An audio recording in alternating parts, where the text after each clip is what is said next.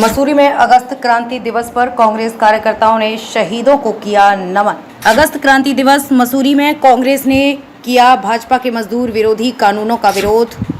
मसूरी में शहीद भगत सिंह की मूर्ति पर माल्यार्पण। कांग्रेस ने याद किए स्वतंत्रता संग्राम के नायक। मसूरी में कांग्रेस कार्यकर्ताओं द्वारा अगस्त क्रांति दिवस के मौके पर पिक्चर पैलेस चौक पर एकत्रित हुए और शहीद भगत सिंह की मूर्ति पर माल्यार्पण कर इस देश के शहीदों को याद किया। इस मौके पर पूर्व विधायक जोत सिंह गुनसोला, पूर्व पालिका अध्यक्ष मनमोहन सिंह मल और शहर कांग्रेस अध्यक्ष अमित गुप्ता ने कहा कि अगस्त क्रांति की लड़ाई में गांधी जी ने करो या मरो का नारा देकर अंग्रेजों को देश से भगाने के लिए पूरे भारत की युवाओं का आह्वान किया था और यही वजह कि इस आंदोलन की शुरुआत 9 अगस्त 1942 को हुई।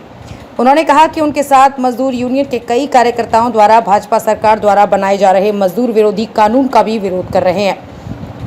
उन्होंने कहा कि केंद्र की भाजपा और उसके सहयोगियों की सरकार देश को जाति धर्म के नाम पर बांटने का काम कर रही है, जबकि हर जाति धर्म के लोग कांग्रेस के साथ हैं। उन्होंने कहा कि कांग्रेस देश हित की लड़ाई हमेशा लड़ती रहेगी। उन्होंने कहा कि राष्ट्रपिता महात्मा गांधी द्वारा देश की आज़ादी के लिए 9 अगस्त 1942 में भारत छोड़ो आंदोलन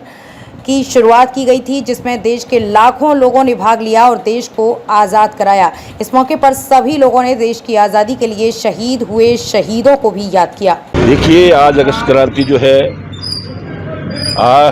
9 नवंबर 1942 को जब गांधी जी के आह्वान पर जो है देश की आज़ादी के लिए जब सड़कों पर उतरने की बात है कि कांग्रेस जो है भारत छोड़ो, इतने सालों से इस देश की आज़ादी के लिए हमारे देश के नेता, देश के बड़े बड़े लोग जिन्होंने इस आज़ादी में कूदे, बहुतों ने फांसी के तख्ते पे चढ़े, बहुत सारे लोगों ने अपनी कुर्बानियां दी। तो ऐसे दिवस को गांधी जी ने सोचा कि एक दिन जो है भारत छोड़ो आंदोलन का आह्वान करते हैं, जिसमें कि पूरे देश के तमाम वामपंथी लोग हों, चाहे देश के एक को छोड़ करके सब लोगों ने इसमें सहयोग किया और भारत छोड़ो आंदोलन में सहभागिता निभाई। और उसी के तहत जो आपने देखा हो कि 5 साल बाद हिंदुस्तान को जो है 1947 में आज़ादी मिली और इसमें कई लोगों ने अपने